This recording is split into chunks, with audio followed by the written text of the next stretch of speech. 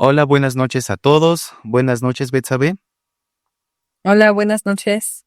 Bienvenidos a este podcast. La creatividad es asesinada por el sistema educativo.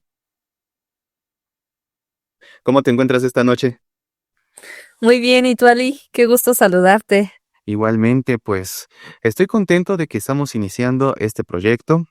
También de que vamos a tocar este tema que es muy importante para la materia a la que está dirigida y también porque es un tema que me llama muchísimo la atención.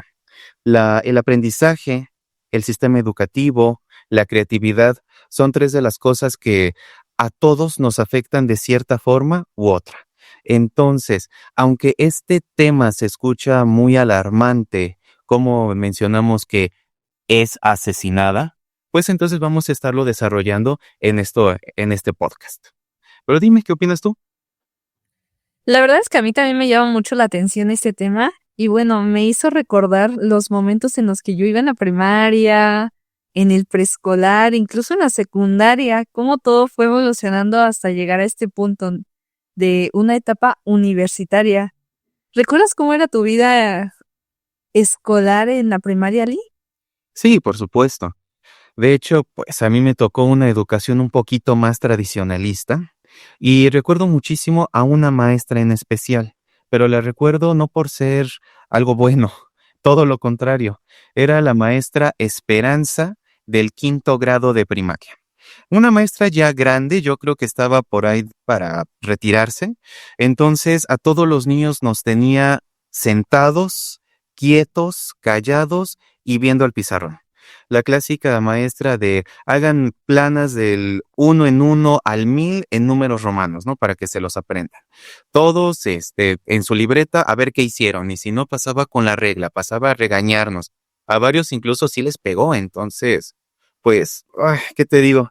Era, es un recuerdo que no me agrada muchísimo, o sea, es una de las cosas que me gustaría olvidar, la verdad. Sí, fíjate que ahorita que comentas esta situación, a mí me pasó algo similar. Yo también tenía, bueno, tuve dos profesoras así en la primaria, pero en mi caso yo era de las más calladitas, Ey. era de las que no se movía, no respiraba, no hablaba. Entonces sí me tocó ver cómo una de esas profesoras, me acuerdo perfectamente su nombre, Reina, a los compañeros más, como más inquietos, Ujú. en ocasiones, o sea, de que ya la desesperaban, llegaba a un punto donde de plano ya la habían desesperado, le arrojaba el borrador Obrador, sí. y tenía muy buen apunte. Y me tocó con ella justo el segundo y tercer grado de primaria. Ya era una maestra, pues grande, pero aún decidida a enseñar. Y posteriormente en quinto y sexto grado de primaria tuve otra profesora también muy estricta. Y ella no llegaba a ese grado, pero sí era sumamente estricta, era de que las cosas son así, ¿no? 1 más 1 es 2 y no hay posibilidad de que haya otra respuesta. Entonces siento que hasta cierto punto sí limitaba la parte de querer explorar un poquito más.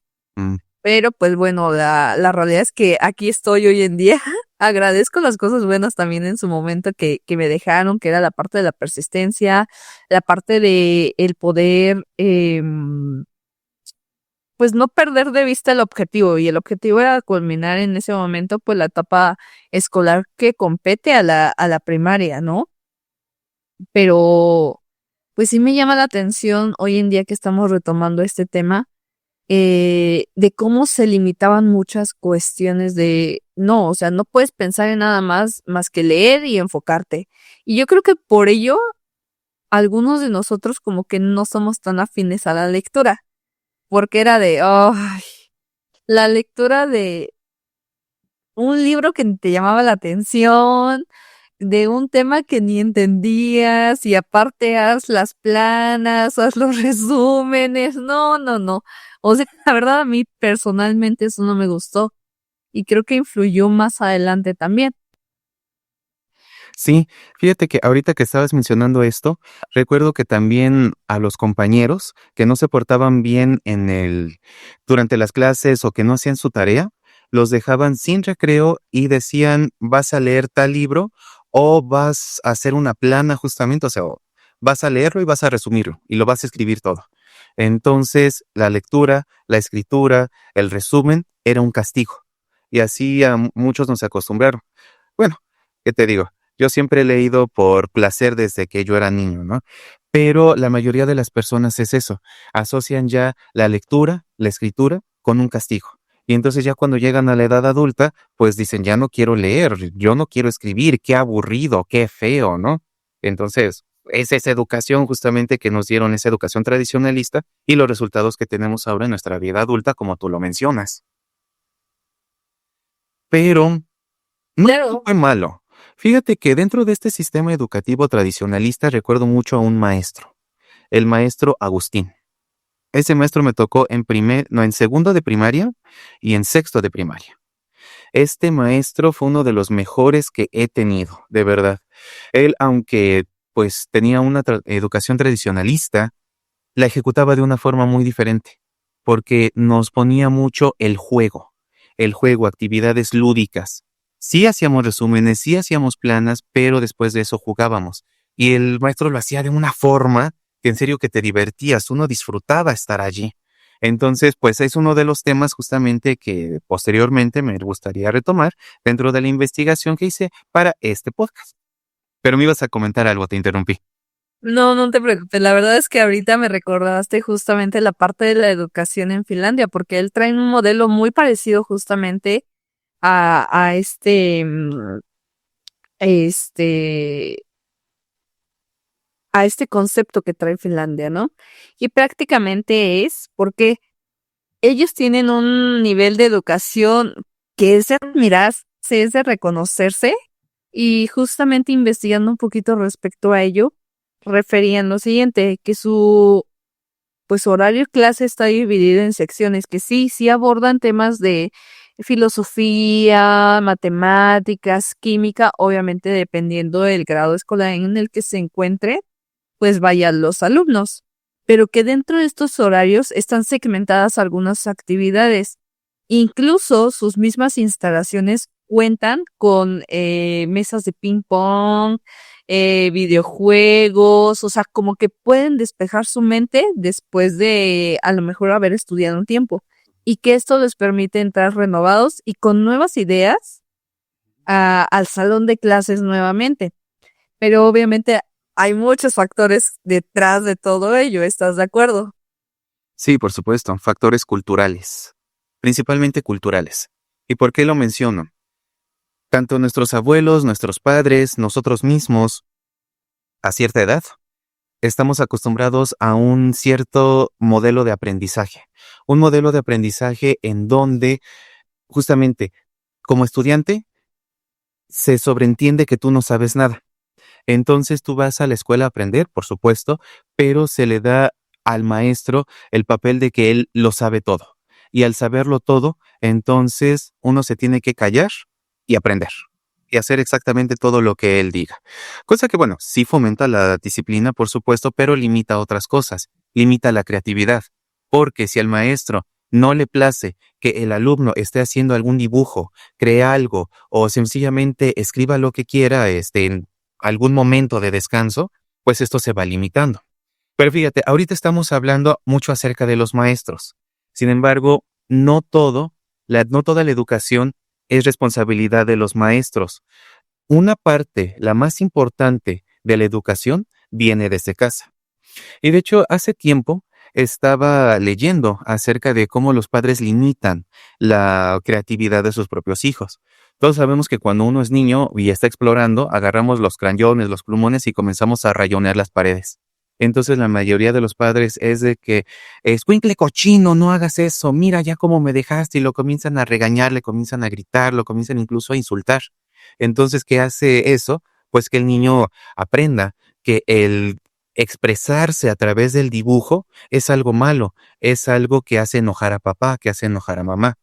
Entonces, ¿qué era lo que se recomendaba? Por supuesto, poner límites, pero en ese caso era esta parte de la casa, esta es tu pared, tú puedas hacer lo que tú quieras. Tal vez no sea directamente en la pintura de la pared, sino ponerle un pliego, ponerle un cartón o algo en donde el niño sepa que ese es su lugar y entonces allí puede rayonear, pintarajear, puede hacer lo que él quiera, porque es algo bueno.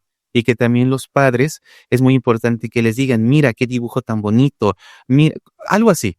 Algo que al niño le resulte agradable y entonces diga, qué bien, voy a seguir haciendo esto, pero dentro de cierto límite. En otra cosa también es el juego. Todos sabemos la importancia de el juego en los niños. Si los padres les dicen, cállate, siéntate, calladito te ves más bonito y cosas así, pues va limitando también esa creatividad. Como menciona el título del podcast, la creatividad es asesinada por el sistema educativo. Y ojo, no nada más el sistema educativo escolar, el sistema educativo también de casa. Pero, dime. En efecto, me quedé con toda esta frustración hasta cierto punto, porque ¿cuántos de nosotros no fuimos víctimas de quédate allí quieto? Y la mirada de la mamá, nada más te mueves y en la casa vas a ver. Y efectivamente, la verdad es que nos limitó mucho al explorar, al conocer texturas, y eso en la parte de la motricidad afecta también. ¿Por qué? Porque no tienes la experiencia de qué se siente tocar la tierra. Por ejemplo, ¿no? Que era la mamá, no, te me vas a ensuciar y la ropa me cuesta a mí lavarla, ¿no? Entonces, toda esta parte y todos estos factores, en efecto, influyen hoy en día en la educación, en los modelos, en cómo todo cambia y evoluciona. ¿Y qué sucede? Algo que pudo haber sido un impulso se convirtió en una aberración. Realmente fue así. Pero fíjate que ahorita que referías ello, me recordó a Carl Sagan. Él en una de sus charlas mencionaba que si tú hablas con un niño de primaria, de primer grado, te va a dar pues un sinfín de ideas. Realmente es como si estuvieras hablando con un filósofo. Ujú. Pero si tú hablas con un adolescente, sus ideas ya están muertas, están limitadas. Ujú. Y ni qué decir de un adulto joven, porque es como si no tuvieran preguntas. No saben qué preguntar. Y la realidad creo que hoy en día estamos nosotros, digo, tanto tú como yo, en ese punto de la vida donde nos limitamos mucho a preguntar, Ujú. a cuestionar, y es de, ok, pues lo que el profesor diga. ¿Por qué? Porque efectivamente venimos de un modelo muy tradicional de que se hace así y no hay más. O sea, no puedes cambiar eso. Cuando creo que podemos y tenemos la capacidad de hacerlo, porque entonces ¿de dónde salen las nuevas ideas? ¿De dónde salen las nuevas creaciones? ¿De dónde viene toda esta evolución que día a día estamos pasando y estamos transformando también? O sea, ¿quién iba a pensar que hace algunos ayeres íbamos a tener, por ejemplo, estas reuniones? Ajá, sí, así O es. sea, yo creo que no se veían, era de, uy, eso va a pasar en siglos. ¿Y por qué? Porque a unas personas se le ocurrió y todo nace de una necesidad también, Es correcto. pero son mentes que no se limitan, que al contrario, se arriesgan a tomar esa decisión y que dicen, ¿qué puedo perder? Más bien, fíjate que ahorita viene a mi memoria, no recuerdo el autor, Ujú.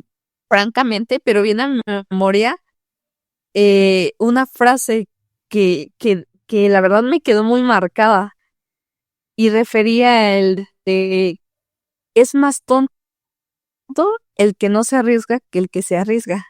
Y no encuentras mil formas de equivocarte, no te equivocaste mil formas de no, perdón, no, no encontraste mil formas, en las que te equivocaste, no cometiste mil errores, más bien encontraste mil y un formas de hacer las cosas diferentes para llegar al objetivo. Son caminos diferentes. Sí, de hecho, creo que en una película se habló de eso, acerca de Thomas Alva Edison, cuando estaba creando la bombilla eléctrica. Lo intentó 1000 veces y las 1000 veces falló, pero a la 1001 le resultó bueno el experimento. Entonces, cuando le dijeron, te equivocaste 1000 veces, o sea, ¿qué pasó? Él dijo, no me equivoqué 1000 veces, encontré 1000 formas de no hacer una bombilla eléctrica. Eso. Fíjate que ahorita que tocaste algo muy importante y algo muy interesante para mí, del tema de la filosofía. Y justamente dentro de la investigación que realicé para este podcast, encontré un filósofo que también ha sido tomado como un referente de la educación mundial, y es Paulo Freire, un maestro de Brasil, el cual, permíteme que se movió un poco esto, el cual tenía a su cargo la alfabetización de miles y miles de campesinos en el Brasil rural. Justamente hubo un cambio de política del presidente João Goulart, en donde se le dio el voto a las clases populares, pero con una condición. La condición era de que ellos supieran leer y escribir. Obviamente tienen que saber para quién votar. Entonces él tomó a su cargo justamente esto e hizo diferentes círculos de aprendizaje en donde él con 30 o más personas no únicamente les enseñaba a leer, no únicamente les enseñaba a deletrear, sino que si les mencionaba cómo se escribe ladrillo, les enseñaba qué era un ladrillo, quién fabricaba este ladrillo, para qué sirve este ladrillo. E incluso les preguntaba, ¿cuántos de ustedes viven en una casa que está hecha de ladrillos? Unos cuantos levantaban la mano. Bueno, entonces, ¿qué es lo que hay detrás de eso? ¿Por qué pocos tienen casas de ladrillo y por qué la mayoría de las personas no viven en casas de ladrillo, sino en casas de paja? Entonces, su sistema educativo se trataba mucho acerca de motivar a los estudiantes a pensar críticamente acerca de su entorno social y también reflexionar sobre su propia realidad. O sea, no nada más era una educación de aquí tienes, estas son las letras, estos son sus sonidos y adiós, sino que iba más allá. Lo que recuerdo mucho acerca de la metacognición, el ir más allá, el plus ultra que le daba este maestro. De hecho, él tuvo muchas influencias filosóficas de grandes pensadores de los cuales, pues, algunos son mis favoritos, algunos los admiro bastante, como por ejemplo Hegel, John Dewey y Erich Fromm. En cuestión de Hegel me llamó muchísimo la atención porque, aunque su filosofía es muy densa y muy difícil para algunas personas de que lo podamos comprender, se trata de 3 postulados principales. Y justamente es la dialéctica. Es lo más común, lo más famoso de este autor, la dialéctica de Hegel. Él se basó en la concepción griega acerca de la dialéctica, que significa el arte de discutir. Fíjate, una discusión como la que podríamos estar haciendo ahorita, no es cualquier cosa. O sea, una persona necesita haber conocido ese tema, profundizado en el tema, dominarlo, y para poder discutirlo, para poder criticarlo. Entonces, él mencionaba 3 postulados. La tesis. La tesis mencionaba que era una afirmación de cierta idea, de cierto postulado, ya que de ahí se desprendía el espíritu subjetivo. Fíjate. Otra cosa, su contraparte era una antítesis, perdón. Esto significa una negación a la tesis. Ahí lo más importante es el espíritu objetivo. Después de eso, ya una vez que se ha enfrentado la tesis con la antítesis, se enfrentan, pero entonces no nada más queda allí, sino que se unen las dos y entonces es cuando sale una síntesis. Y esa síntesis es la sublimación, el espíritu absoluto.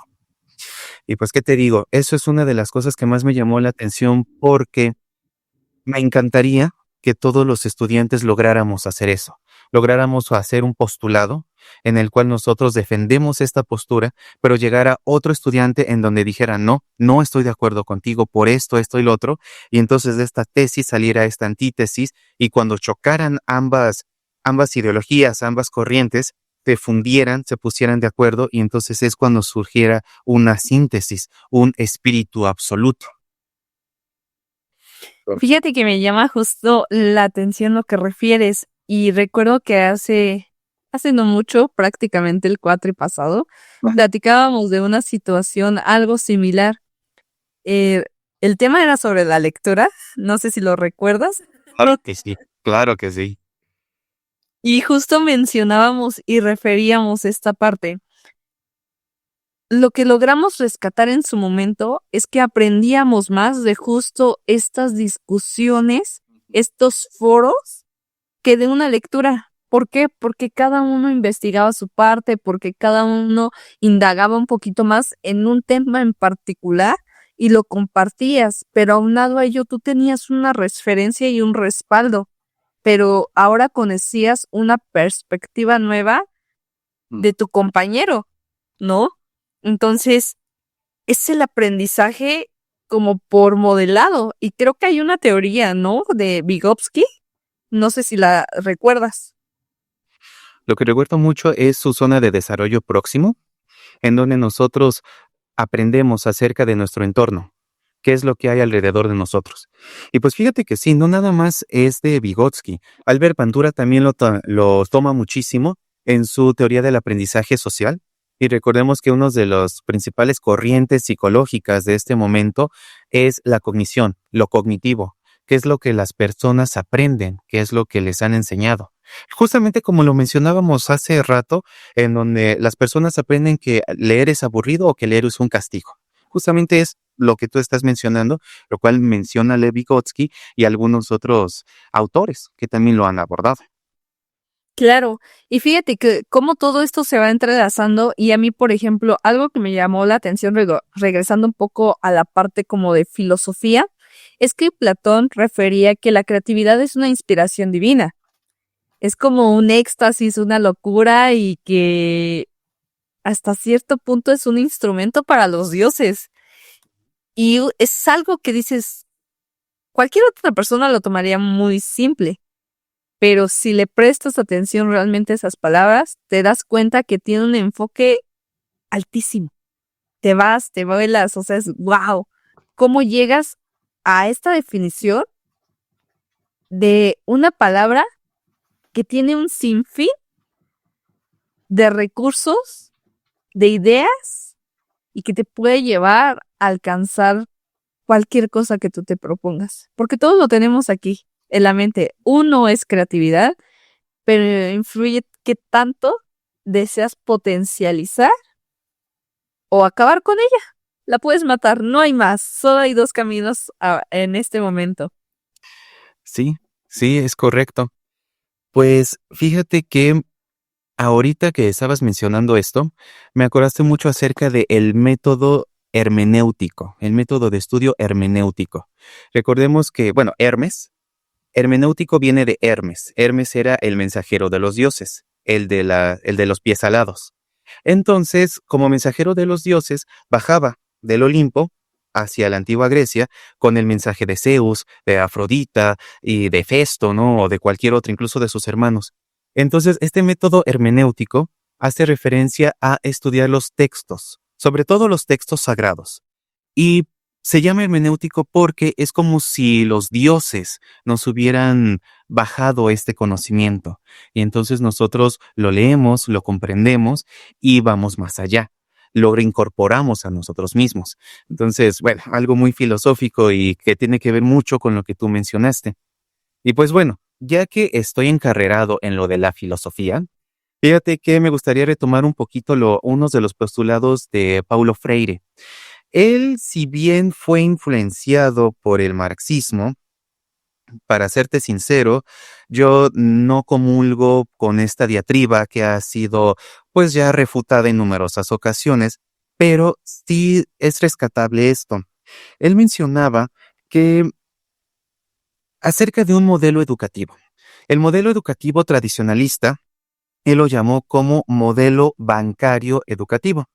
Este modelo se trataba de que el maestro, como si fuera el cuentaviente, iba depositando conocimiento en los alumnos, como si estuviera haciendo crecer su cuenta bancaria.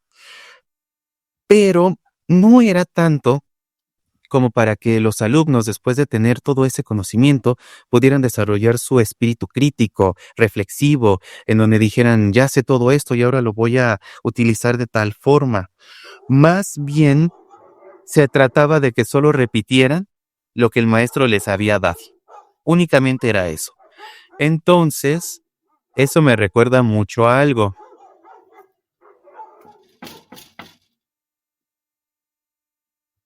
Eso me recuerda muchísimo a una canción de Pink Floyd, uno de mis grupos de rock favoritos, en donde estaba el maestro enfrente y les estaba mencionando, un acre, repitan después de mí, un acre es la medida de tal por tal, y los niños una y otra vez lo estaban repitiendo.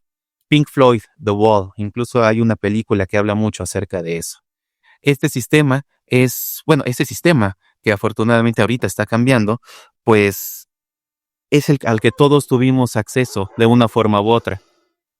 No sé qué es lo que tú hayas investigado en alguna otra cosa, porque creo que ya me emocioné hablando de filosofía y pues ya te quité bastante tiempo. No, la verdad es que, fíjate que César Piquerés, autor del libro Mentalidad Ganadora, refería que él se sentía sorprendido al saber que la creatividad hay que educarla, que se puede potencializar y que conviene cuidarla para que no se vaya a otro sitio, porque pues realmente somos potencialmente creativos. Y retomando esta frase y justo los comentarios que con anterioridad te refería, todo efectivamente inicia desde casa. En el momento que tú crees, confías y le das esa confianza también a tu pequeño, a tu adolescente o aborrecente, como le quieras llamar, en ese momento le da las armas para tener una mente poderosa. Es lo más importante. Y hoy en día estamos atravesando por algo muy complicado. ¿Y qué es? Que se limita a los niños a que exploren, a que den sus ideas, y se tiene este modelo educativo bancario muy marcado, que realmente la parte de compartir es unidireccional, perdón. Ujú.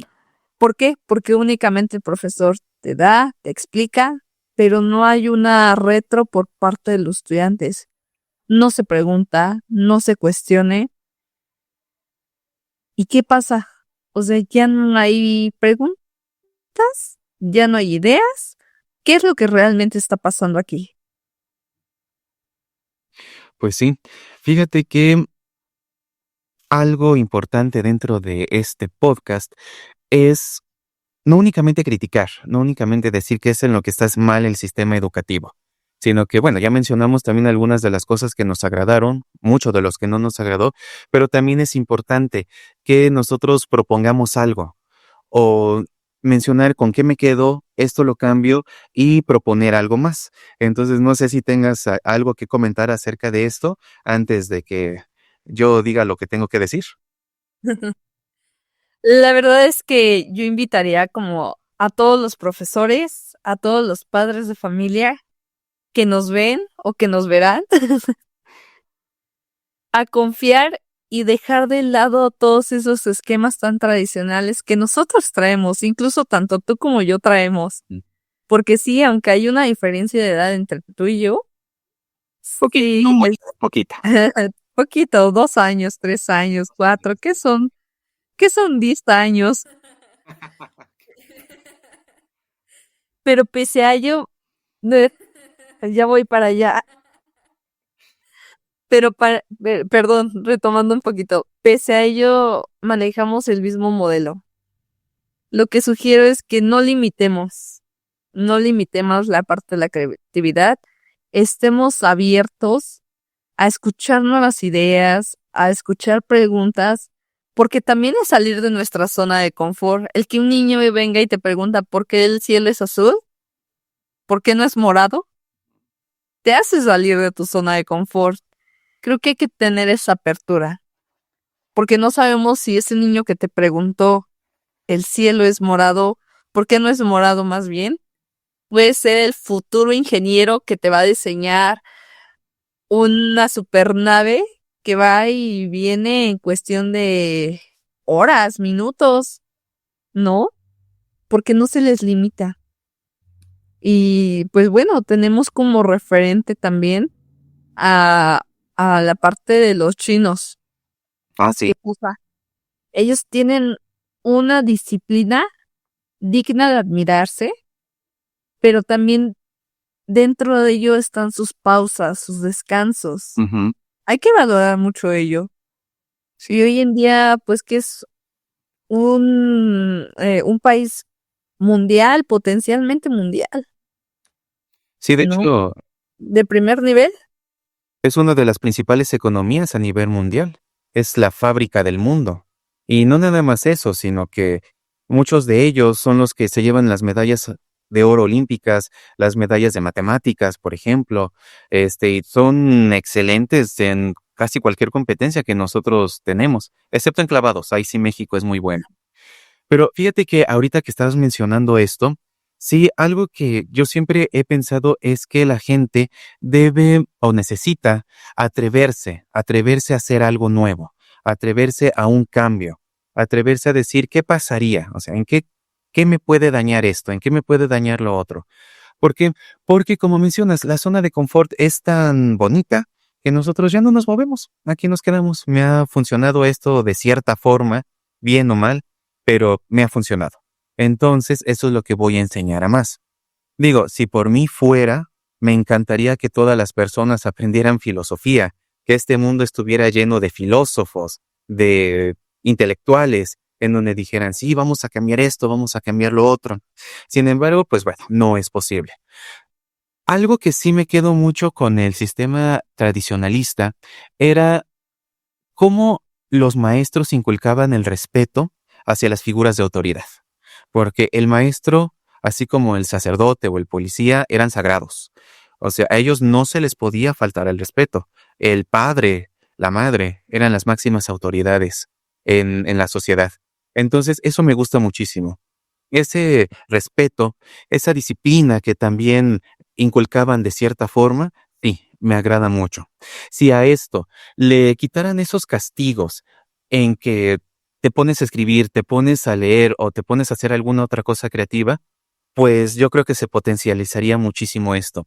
Porque como persona que sí tengo el orgullo de decir, he leído más de 300 libros a lo largo de mi vida y contando, te puedo decir que pocos placeres para mí son tan grandes como el leer una nueva novela, el abrir un nuevo libro, respirar su olor y decir qué tanto me va a enseñar este libro o qué aventuras voy a vivir en este libro. Es algo que a mí me fascina. También pues yo creo que por eso escogimos este tema. Y me encantaría que las otras personas también sintieran este placer. Y no nada más por la lectura, también por la escritura. De hecho, nosotros como psicólogos, todos sabemos que somos investigadores. Y un investigador consulta diferentes fuentes, lee muchísimo, pero no nada más eso, sino que abstrae el conocimiento y lo plasma. Lo plasma en el papel o lo plasma en el dispositivo electrónico para posteriormente aplicarlo con alguna persona. Entonces, pues, nosotros principalmente somos los primeros que deberíamos de saber qué es el placer de esta lectura, el placer de la escritura, el placer de conocer nuevas cosas. Y creo que esto poco a poco se podría ir cambiando en el sistema educativo. Ahora, nosotros tenemos acceso a todo el conocimiento del mundo que ha existido desde la prehistoria, antes de que se escribiera, de que se inventara la escritura, hasta el conocimiento que se ha creado hace 2 segundos. Entonces, no nada más es quedarse con esto y ya. Tenemos acceso a ellos a través de nuestros ordenadores, computadoras, tablets y muchísimas cosas más, y saber utilizarlo. No perder tanto el tiempo en las redes sociales, no perder tanto el tiempo viendo videos de TikTok, que está ahorita de moda, o de YouTube, sino que dedicar algo de tiempo a cultivarnos, a consumir material o contenido de alto valor. De hecho, ya para cerrar, me gustaría mencionarte una de mis frases de vida ha sido memento mori. Traducido al español es recuerda que vas a morir. Pero eso no quiere decir que, ay, me voy a morir pronto, entonces tengo que estar triste y estar de luto siempre y voy a hacer todo lo que no he hecho. No, para nada. Es recuerda, algún día vas a dejar de existir. Y entonces tienes que aprovechar el tiempo ahorita. No me estoy refiriendo a un carpe diem, sino que aprovecha el tiempo de una forma constructiva, aprovecha el tiempo para ser una mejor persona, para ver tu mejor lado, para construir tu mejor versión. Algo muy, muy del lado del estoicismo, pero que a mí me ha servido muchísimo y pues yo creo que me seguirá sirviendo en tanto estos estudios como en los futuros que haga. De aquí hasta el doctorado, por supuesto. Claro, la verdad es que yo creo que también me quedo con esta parte del respeto que hoy en día se ha perdido y los valores es algo y lo más valioso más bien con lo que una persona puede contar. Y qué mejor que fomentarlos y recuperarlos, ya que hoy en día se han perdido también por completo y ha influenciado justamente en esta parte de la educación. Pero ahorita que referías el hacer las cosas diferentes, Robinson nos refería, los niños sí se arriesgan y si no saben hacer algo, lo intentan. Mm. Si tú no estás dispuesto a equivocarte, nunca se te ocurrirá algo original. Y creo que todo ello resume la charla que tuvimos hoy en día. Hay que arriesgarnos, hay que preguntar, hay que cuestionar el por qué no lo hacemos y por qué si lo hacemos. Todo tiene una razón de ser y ligado a lo que refieres. Hay que dejar un legado. Hoy hice esto diferente. Y no hablo un legado que todo el mundo lo tenga que conocer. El simple hecho de que tú le transmitas a otra persona una idea, le generes a esa persona una pregunta que cambie por completo su vida, has dado una parte de ti, has sembrado una semilla y eso es dejar legado también. Ujú. Es correcto. Pues muy bien, creo que eso lo resume todo. Finalmente me gustaría agregar una de mis frases de vida. Es, actúa como un hombre de pensamiento, pero piensa como un hombre de acción. Y pues bueno, de mi parte es todo. No sé si quieras agregar algo más, algún otro punto que no hayamos cubierto o algo así. La verdad es que solo quiero agradecer a todas las personas que nos ven. Esperemos dejar esa semillita en cada uno de ustedes y que se lleven algo nuevo, que vean y tengan una concepción nueva de lo que es ser creativo y del impacto que tiene justo en una persona, en un niño y en un futuro profesional o quien quita hasta en el futuro presidente del país, ¿no? Es correcto. Y pues recordemos, necesitamos nosotros cambiar nuestros esquemas, nosotros necesitamos cambiar nuestro modelo educativo para que éste no asesine la creatividad. Pues bueno, Betsa, muchísimas gracias. Gracias por esta charla tan bonita que tuvimos ahorita. Gracias a todos por escucharnos. Y pues, de mi parte es todo. Y hasta la próxima. Bye. Bye.